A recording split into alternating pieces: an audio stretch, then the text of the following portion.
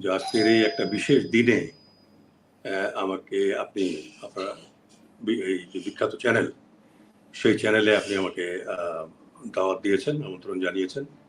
এই জন্য আপনাকে আন্তরিক ধন্যবাদ। আমি ধন্যবাদ জানাই শত শত লক্ষ লক্ষ দর্শক যারা আজকে আমাদের বক্তব্য আপনারা শুনবেন, এবং আমি ধন্যবাদ জানাই দেশের সব আপামর জনসাধারণকে, যাদের চাওয়ার প্রেক্ষিতে এই জাতীয় শহীদ সেনা দিবস হয়েছে অন্তর্বর্তী সরকারের সময়, যেটার প্রথম উদযাপন আজকে হলো,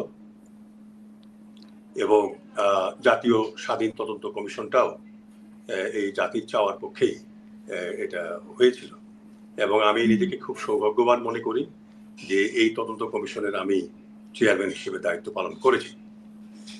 আজকের এই দিনটা খুবই দুঃখ ভারাক্রান্ত একটা দিন আমাদের জন্য, কারণ হাজার বছরের ইতিহাসে এই ধরনের নারকীয় হত্যাযজ্ঞ, যেটা পিলখানায় 2009 সালের 25 এবং 26শে ফেব্রুয়ারি হয়েছিল, এই ঘটনা ঘটেনি। যে 2 দিনে 57 জন অফিসার নিহত হওয়া, তাদের পরিবার নিগৃহীত হয়েছে, বিডিআর এর 3 জন সৈনিক, তার মধ্যে একজন সুবেদার ছিলেন, সুবেদার মেজর নুরুল ইসলাম, আর 2 জন সৈনিক যারা এটা প্রতিরোধ করতে চেয়েছিলেন, তাদেরকে বিদ্রোহী সৈনিকরা গুলি করে মেরে ফেলে। তো আমরা একজনের মধ্যে অলরেডি শহীদ দরজা পেয়েছেন, নুরুল ইসলাম সুবেদার মেজর, আর 2 জন সৈনিককে আমরা এবার শহীদের খাতায় তাদের নাম লেখাবার জন্য, অন্তর্ভুক্ত করার জন্য সরকারকে অনুরোধ করেছি। তো আজকের এই দিনটা খুবই দুঃখ ভারাক্রান্ত এবং খুবই মর্মান্তিক। সামরিক ইতিহাসে এই ধরনের ঘটনা হাজার বছরে ঘটেনি। আমি আশা করি এবং দোয়া করি যে এই ধরনের ঘটনা যেন বাংলাদেশে আর না ঘটে, এমনকি পৃথিবীর কোনো দেশেই যেন না ঘটে।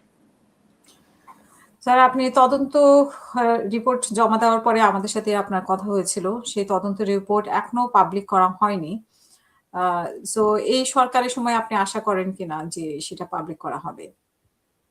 আমি আন্তরিক ধন্যবাদ জানাই মাননীয় প্রধানমন্ত্রী তারেক রহমানকে, যে তিনি আজকে তার স্বরাষ্ট্রমন্ত্রীর মাধ্যমে জাতিকে অবহিত করেছেন যে তারা যে একটা তদন্ত কমিশন সরকারিভাবে করতে চেয়েছিলেন, সেটার থেকে তারা সরে এসছেন, এবং আমাদের যে তদন্ত, জাতীয় স্বাধীন তদন্ত কমিশনের যে প্রতিবেদন, সেটাকে তারা গ্রহণ করেছেন। এই জন্য আমি আন্তরিক ধন্যবাদ জানাই তাকে এবং তার সরকারকে, এবং ধন্যবাদ জানাই যে তিনি জাতিকে অবহিত করেছেন তার স্বরাষ্ট্রমন্ত্রীর মাধ্যমে যে তারা এইটার উপরে বিচার করবেন। এতে জাতি আশ্বস্ত হয়েছে, শহীদ পরিবারের সদস্যরা আশ্বস্ত হয়েছে, আমরা যারা কমিশনের সদস্য ছিলাম আমরাও আশ্বস্ত হয়েছি। আমি আপনাকে একটা কথা বলতে চাই, আমি যখন ওই দায়িত্ব পেলাম, তারপরে আমি আমার কমিশনের যে সদস্যরা ছিলেন, প্রথমে 7 জন, পরে আরো একজন নেওয়া হলো 8 জন, যে পিলখানায় একটা পলাশির পুনরাবৃত্তি হয়েছে। এই 1757 খ্রিস্টাব্দে পলাশিতে অনেক বড় সৈন্যদল নিয়ে আমাদের নবাব সিরাজউদ্দৌলা পরাজিত হলেন ছোট্ট একটা সৈন্যবাহিনীর কাছে, লর্ড ক্লাইভের কাছে। তার বাহিনীর সব দাঁড়িয়ে থাকলেও কেউ যুদ্ধ করেনি, 2-1 জন ছাড়া।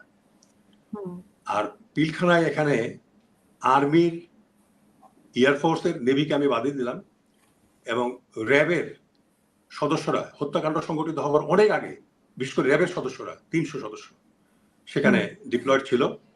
তাদের ম্যান্ডেট ছিল যে এই ধরনের কোনো ঘটনা যেখানে ঘটবে, যেখানে জানমালের ক্ষতি হচ্ছে, কারো পারমিশনের কোনো দরকার নাই। কিন্তু দুঃখের বিষয় যে তারা পারমিশনের অপেক্ষা করতেছিলেন। এবং আমি আপনাকে বলি, যেখানে দরবার হলটা ছিল, যেখানে অভিজাতদেরকে হত্যা করা হয়েছে, সেখান থেকে মাত্র 30 থেকে 40 মিটার দূরে তারা ছিলেন, পশ্চিম দিকে ওয়ালের পিছনে। সেখান থেকেও যদি তারা গুলি ফায়ার করতো, তাহলে কিন্তু অফিসারগুলো বেঁচে যেতেন, বিডিআর সদস্যরা পরাজিত হতো।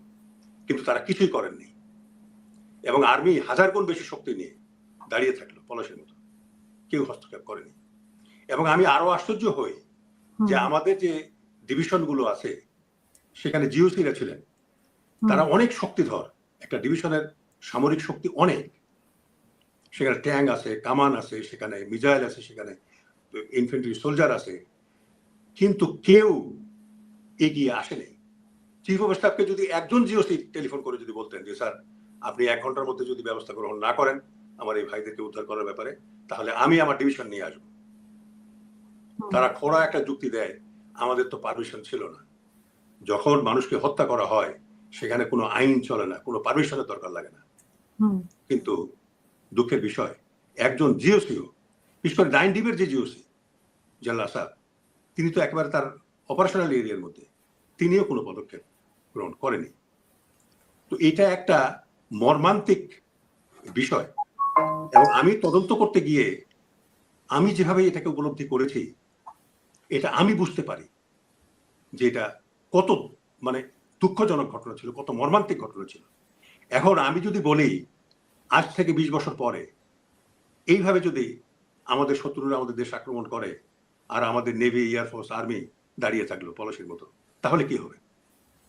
এই জিনিসটা আমি বুঝাতে চেয়েছি আমার সদস্যদেরকে, এবং আজকে সরকারকে বলতে চাই, সারা দেশবাসীকে বলতে চাই যে যদি এইরকম ঘটনা ঘটে যে আমাদের শত্রুরা আমাদের দেশ আক্রমণ করেছে, আমাদের আর্মি, নেভি, এয়ারফোর্স দাঁড়িয়ে আছে অনেক শক্তি নিয়ে, শক্তি থাকুক আর নাই থাকুক, শত্রু যত বড়ই হোক, আমাদের দেশকে তো বাঁচাতে হবে, দেশ স্বাধীনতা রক্ষা করতে হবে। তারা যদি দাঁড়িয়ে থাকে এরকম পলাশির মতো, তারা যদি দাঁড়িয়ে থাকে পিলখানার মতো, তাহলে আপনার আমার কি হবে? কাজেই আমি মাননীয় প্রধানমন্ত্রী তারেক রহমানকে আন্তরিকভাবে ধন্যবাদ জানাই। তিনি যেন এই বিচার অবিলম্বে শুরু করেন, কেন এই বিচারের মধ্যেই নিহিত রয়েছে ভবিষ্যতে বাংলাদেশ স্বাধীন থাকবে কি থাকবে না।